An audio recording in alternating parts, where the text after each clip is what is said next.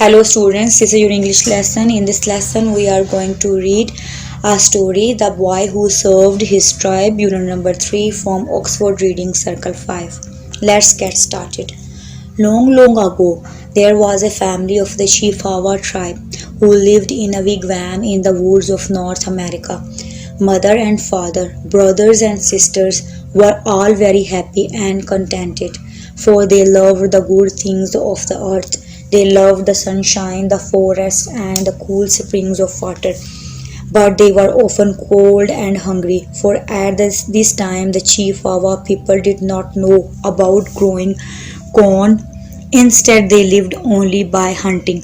Now, when boys of his tribe reached the age of 14, it was the custom for them to go into some lonely place without food so that they could be alone for several days and think about the life which lay ahead of them. The time came for the eldest son of the family to carry out this custom. "Come with me, my son," said his father. The two of them walked far into the woods together. There the father built a little wigwam for his son.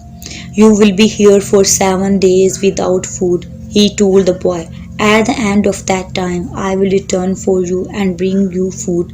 While you are here, you should pray to the great spirits that he will send you a gift for the whole tribe." Left alone, the boy sat for a while and thought, what should he pray for during this week's fast? Perhaps he should pray that his tribe would win glory in battle, or should he pray that they would enjoy good hunting or be sent great wealth?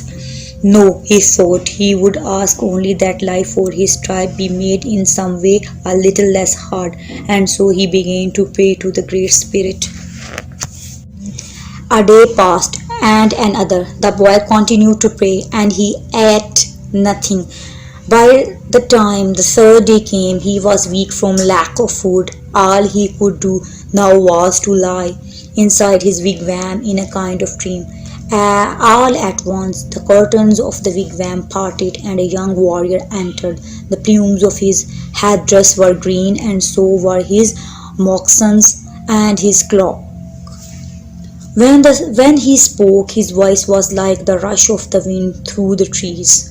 "The Great Spirit had heard your prayers," the warrior said to the boy. "I have come to test your courage. Stand up." Trembling a little, the boy stood up. "Now wrestle with me," said the stranger. And so the two of them began to wrestle, and they struggled together for a long time in silence. At last the warrior said, "That is enough for today. I will come back tomorrow."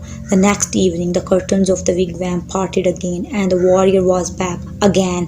The boy wrestled with him, and although he had felt so weak before the stranger came that he could scarcely stand, as soon as he touched the green-plumed warrior he became strong. "Good," said the warrior at the end. "You have done well. I will come back tomorrow." And so each evening it was the same. The stranger in the green headdress and moccasins and cloak came, and the boy's strength returned as soon as he touched him. Each evening they wrestled. By the 7th evening the boy was utterly exhausted from lack of food. When the stranger came in, he managed to pull himself to his feet. As usual, the two of them began to wrestle. Once again, as soon as they came to grip, the boy felt his strength come back. "It's strange," he thought, "but tonight I think I could even throw this stranger to the ground." So well did the boy wrestle, that indeed he threw the man to the ground. The boy knelt down by his side. To his utter horror, he saw that the warrior was about to die.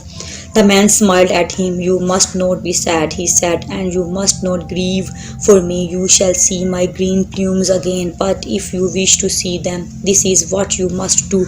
Bury me and keep my grave covered with fresh damp earth.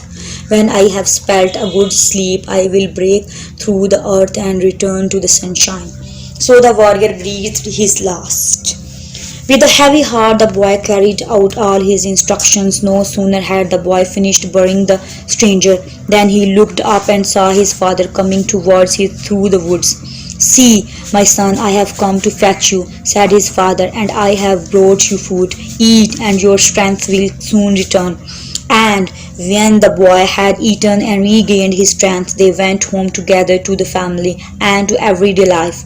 But the boy did not forget his friend with green plumes, and he never forgot to visit the grave and to weed it and water it.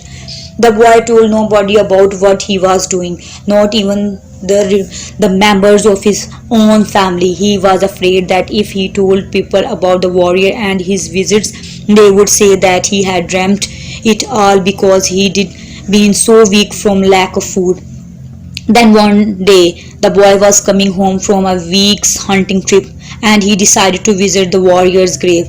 As he came near it, he saw that something was different. The fresh, clean earth of the grave was covered in green plumes. He went nearer. "Not plumes," he said to himself softly. "Leaves, wide, pale green leaves."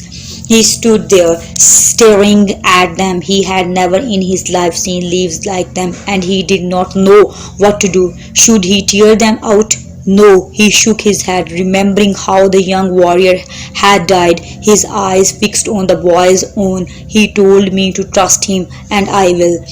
Weeks passed, and the boy went on watering and weeding the warrior's grave. The green shoots pushed up through the earth and became tall, strong plants.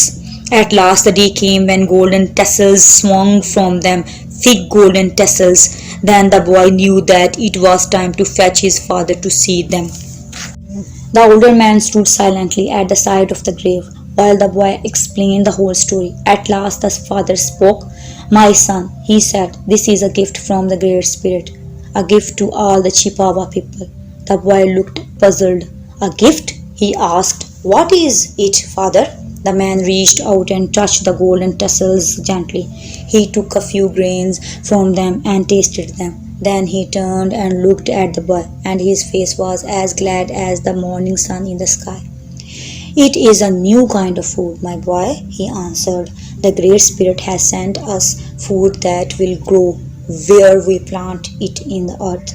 From now on, we Chippewas will not need to spend all our time and all our strength on hunting animals in the forests." The boy's father was right. By his death, the warrior had taught the Chippewas how to grow corn. In time, they harvested it and made bread for themselves, and so their lives were made a little less hard, just as the boy had asked of the Great Spirit in his prayers. Now come to the exercises. Questions. 1. In what ways was the tribe content with their lives? Answer. The Chippewa people were happy and contented as they loved the good things of the earth, like sunshine, the forests, and the cool springs of water. 2. Why do you think the father advised his son to pray to the Great Spirit for a gift? Answer. So that the Great Spirit would give a gift for the whole tribe, if pleased. 3. Who do you think the young warrior was? Answer. The young warrior was the Great Spirit himself. 4. How was the gift sent by the Great Spirit to the Chippewa tribe helpful? How did it improve their lives? Answer. The Great Spirit sent corn as food for the tribe so that they no longer needed to spend all their time hunting animals. Reference to context. Read these lines from the story and then answer the questions. 1. I have come to test your courage. Stand up. A. Who says these words and to whom? Answer. The warrior says these words to the boy. B. When are these words said? Answer. On the third day, the boy is lying quietly weak from lack of food. This is when the warrior comes and says the words. C. How is his courage tested? Answer. The boy is asked to wrestle with the warrior. 2. I will break through the earth and return to the sunshine. A. Who says these words and to whom? Answer. The warrior says these words to the boy. B. What is said by the same speaker just before this? Answer. The warrior assures the boy that he should not grieve for his death. If the boy wishes to see the warrior again, he should bury him and keep his grave covered with fresh damp earth. See what happens after this. Answer. Soon after, the warrior breathes his last and the boy buries him according to the instructions he has been given. Match the following words to make sensible expressions. Harvest corn, spend time, hunt animals, part curtains, regain strength, win glory. Sort the words into 4 groups of 4 words each. Check the meanings in a dictionary. Group 1. Wigwag, a North American hut made of a framework of poles covered with woven rush mats or sheets of bark.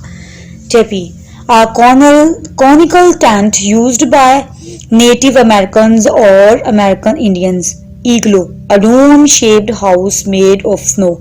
Kraal, South African village of huts enclosed by a fence. Group 2. Tribe, a group of families under a recognized chief. Clan, a group of persons with a common ancestor. Breed, people of the same kind or of same race. Race, a group of persons of common stock.